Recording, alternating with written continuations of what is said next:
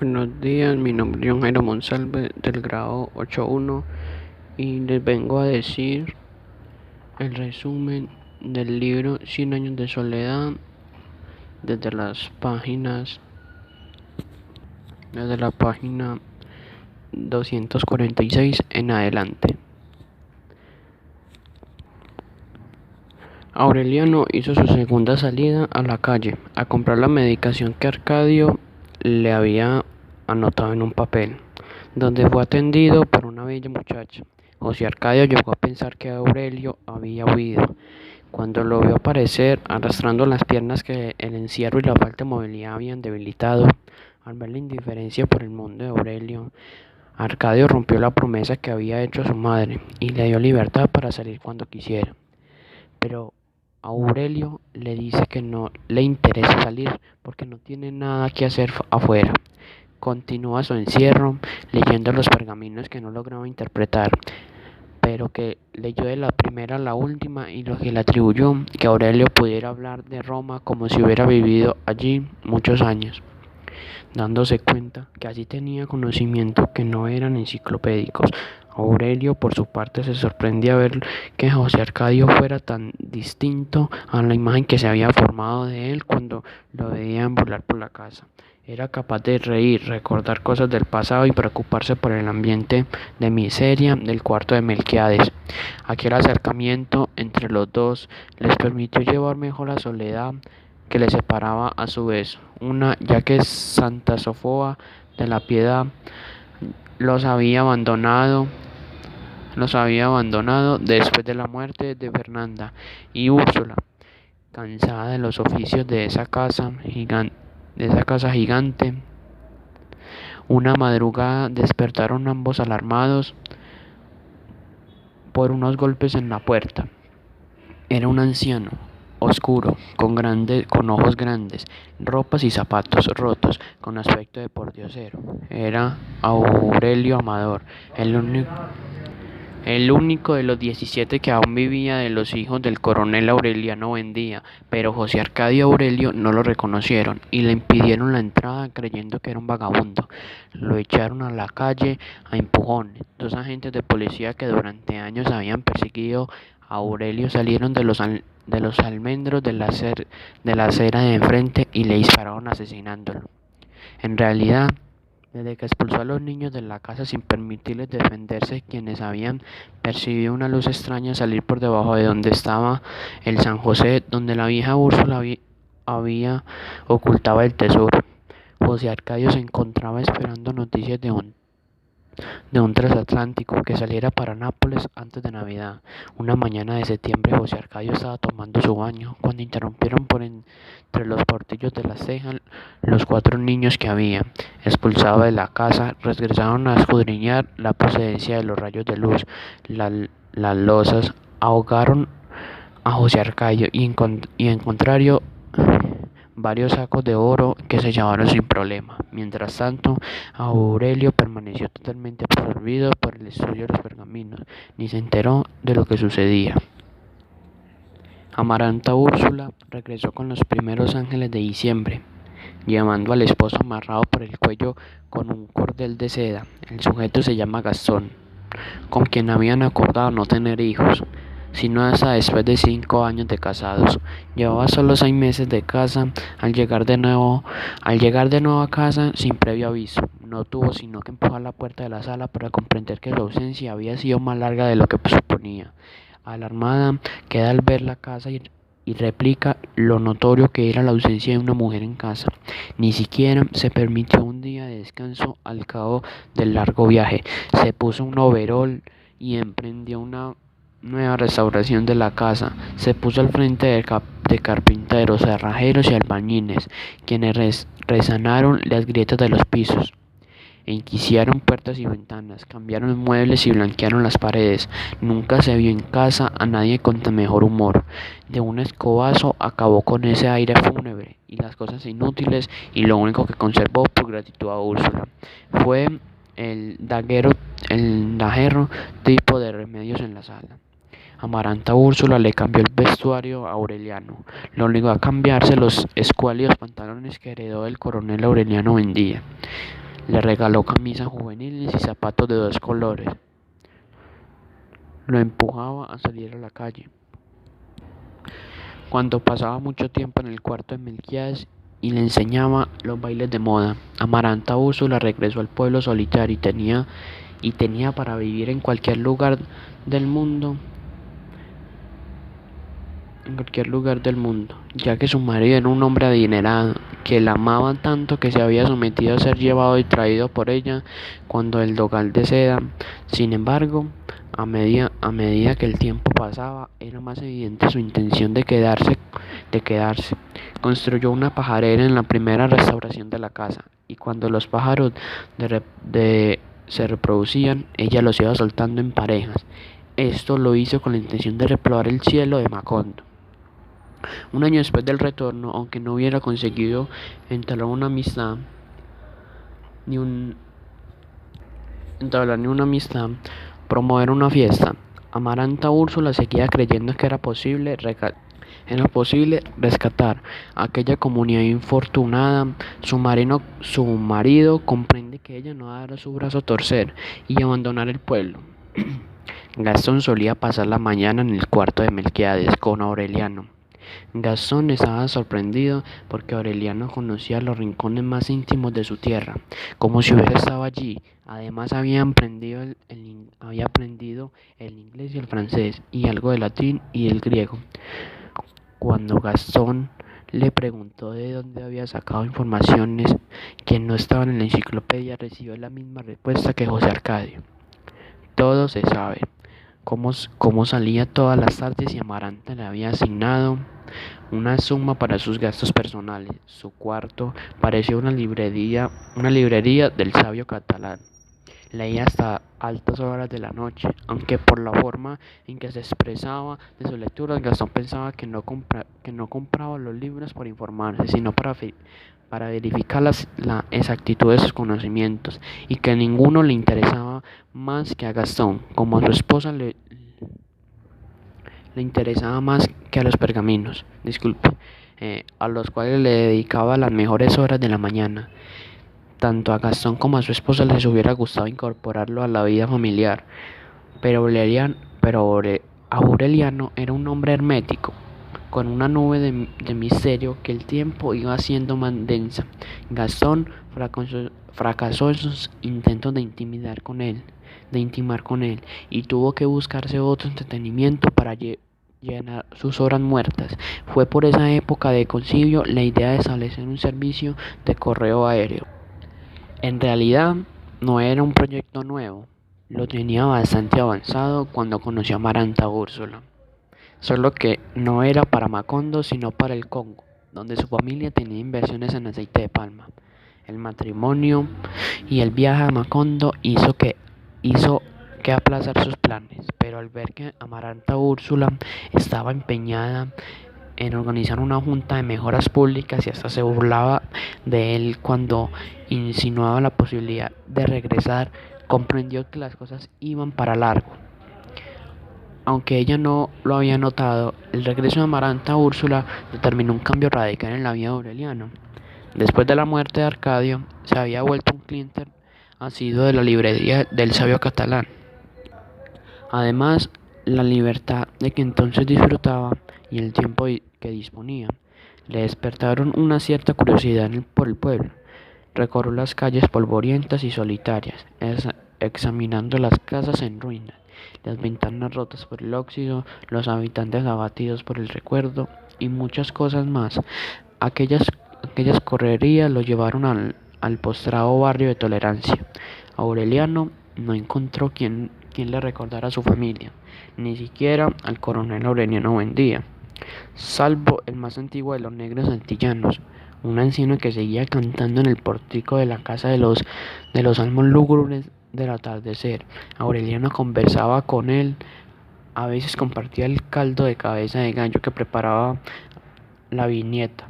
Una negra grande, caderas de yegua, cabeza redonda perfecta, se llamaba nigrómanta. Por esa época Aureliano vendía cubierto y otros chécheres de la casa. Cuando andaba sin un centavo, conseguía en las fondas del mercado que le regalaban las cabezas de gallo y la llevaba donde Nigrómanta para que le hiciera sus sopas.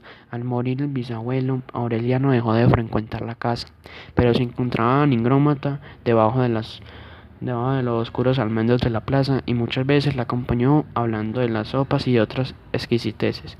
Y hubiera seguido haciéndolo si ella no lo hubiera hecho caer en cuenta que su compañía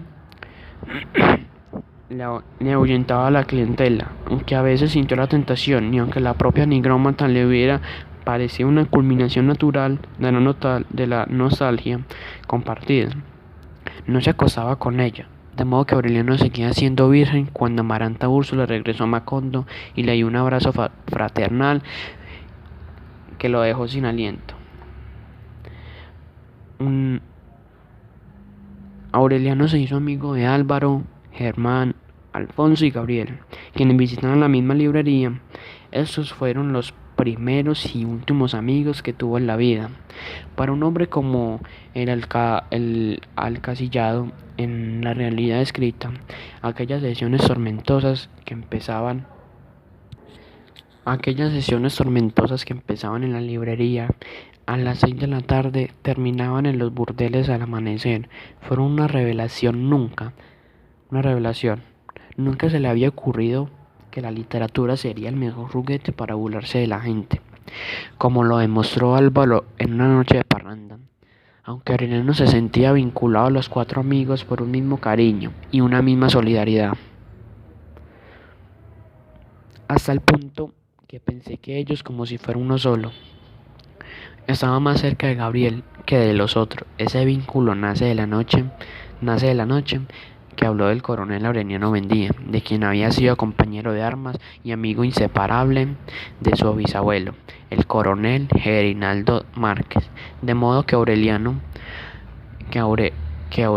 y Gabriel estaban vinculados por una especie de complicidad. Aureliano estaba enamorado de Amaranta Úrsula, y un día él le expresó sus sentimientos, pero ella lo rechazó. Aureliano visitó un burdel donde conoció a Pilar Ternera. Ese mismo día,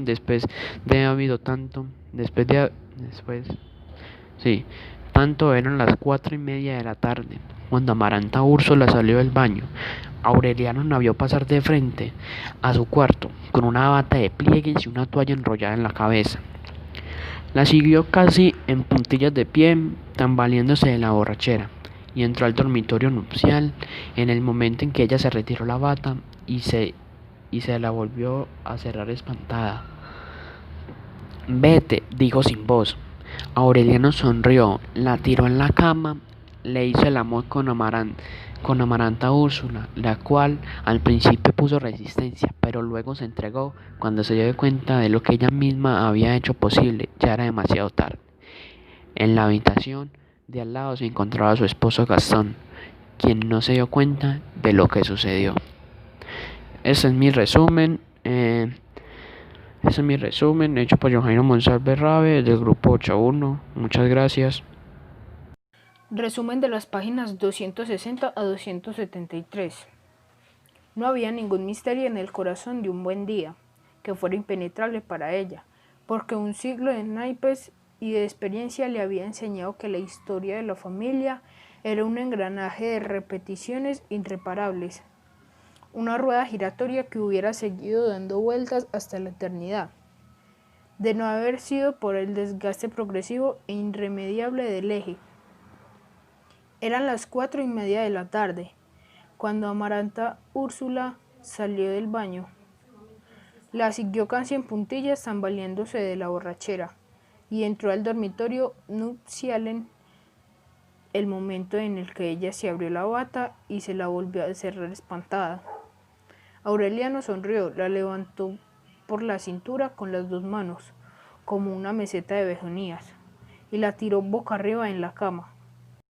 Amaranta Úrsula se defendía sinceramente con astucias de hembra sabia, comadrejeando el escurridizo y flexible y fragante cuerpo de comadreja, mientras trataba de destroncarle los riñones con las rodillas, y le alacraneaba la cara con las uñas, pero sin que él ni ella emitieran un suspiro que no pudiera confundirse con la respiración. de alguien que contemplara el parsimonioso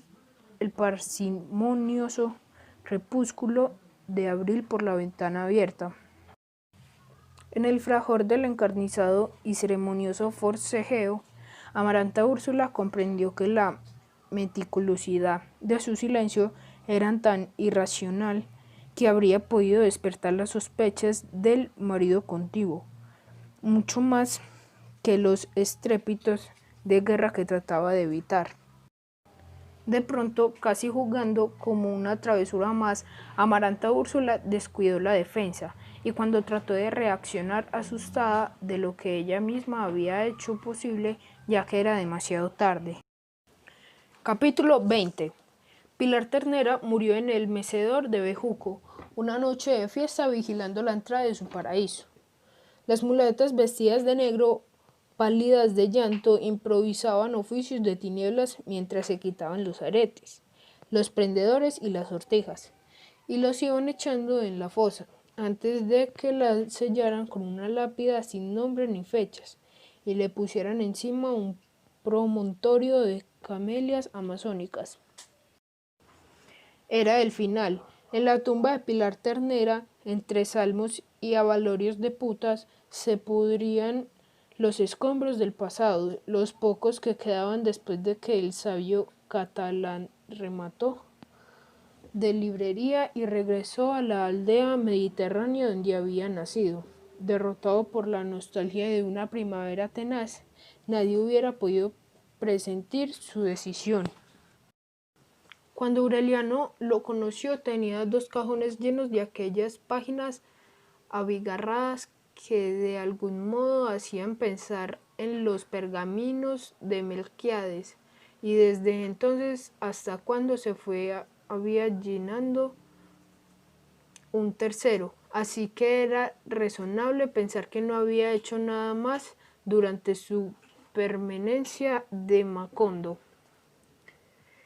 Trataba a los clásicos con una familiaridad casera, como si todos hubieran sido en alguna época sus compañeros de cuarto, y sabían muchas cosas que simplemente no se debían saber, como que San Agustín usaba debajo del hábito un jubón de lana que no se quitó en 14 años, y que Arnaldo de Vilanova, el nigromante, se volvió impotente desde niño por una mordedura de alacrán.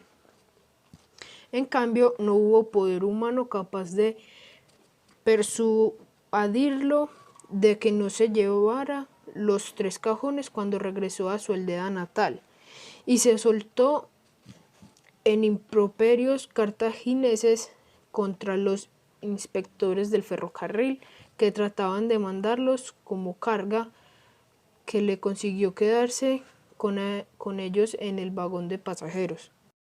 Germán y Aureliano se hicieron cargo de él, lo auxiliaron como a un niño, le prendieron los pasajes y los documentos migratorios en los bolsillos con alfileres de nodriza.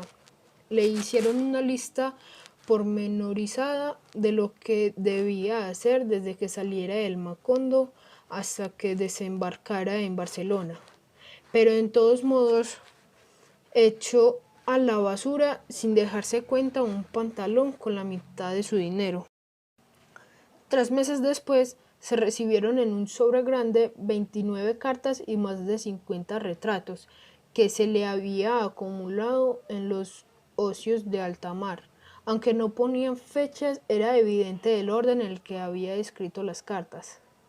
Con el transcurso de los días, sin embargo, la realidad de a bordo le importaba cada vez menos, y hasta los acontecimientos más recientes y triviales le parecían dignos de añoranza, porque a medida que el barco se alejaba, la memoria se le iba volviendo triste. Escribió tantas en los primeros meses que se sentía entonces más cerca de él que cuando estaba en Macondo, y casi se aliviaba de la rabia de que se hubiera ido. Al principio mandaba a decir que todo seguía igual, que en la casa donde nació estaba todavía el caracol rosado, que los arenques secos tenían el mismo sabor en la yesca de pan, que las cascadas de la aldea continuaban perfumándose al atardecer.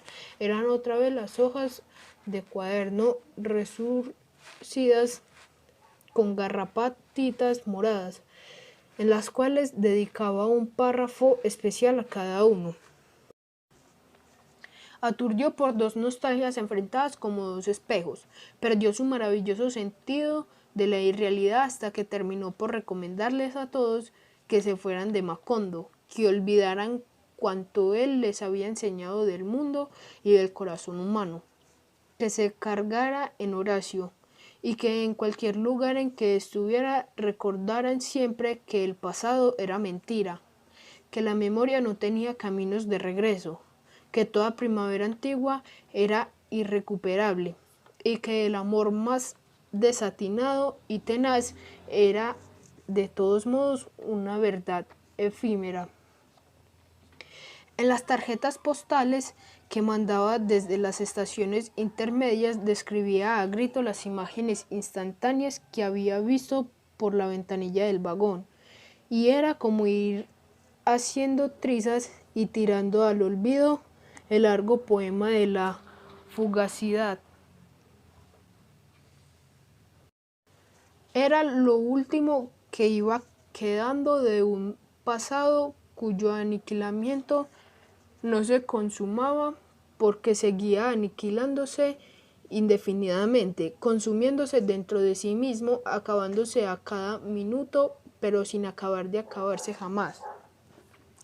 La antigua calle de los Turcos era entonces un rincón de abandono, donde los últimos árabes se dejaban llevar hacia la muerte por la costumbre milenaria de sentarse en la puerta, aunque hacía muchos años que había venido la última yarda de diagonal, y en las vitrinas sombrías solamente quedaban los maniquís decapitados.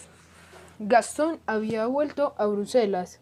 Cansado de esperar el aeroplano, un día metió en una maletita las cosas indispensables y su archivo de correspondencia, y se fue con el propósito de regresar por el aire, antes de que sus privilegios fueran cedidos a un grupo de aviadores alemanes que habían prestado a las autoridades provinciales un proyecto más ambicioso que el suyo.